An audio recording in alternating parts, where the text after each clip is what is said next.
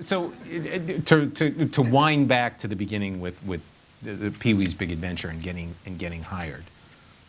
So you get hired to do this film. All of a sudden now you either have to learn or relearn the writing of music. Right, to relearn the writing of music, because I taught myself to write with the Mystic Knights because I had to. Mm-hmm. It was, it started out as like a 7, 8 street guys, but by the end we were 12, and everybody had to play 3 instruments.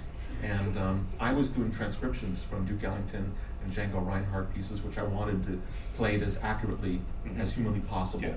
And so I taught myself to write, and I started composing for them. And the last thing I wrote for them was a very ambitious 5-minute little concerto. Yeah.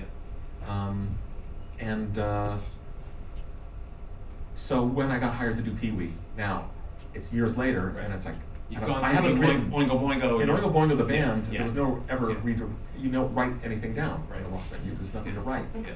And, Except maybe the occasional lyric. But well, no, you write the lyrics, but you show a song. You don't Yes. write it. Yeah. I'd sketch out a horn part, a melodic horn part, but there's nothing. It was Yeah. really simple. Mm-hmm. And so when I got Pee-wee, I had to sit at the piano for the first time in I think 7 years since I'd written a note on paper. Mm-hmm. And it's like there was a panic. It's like whoa.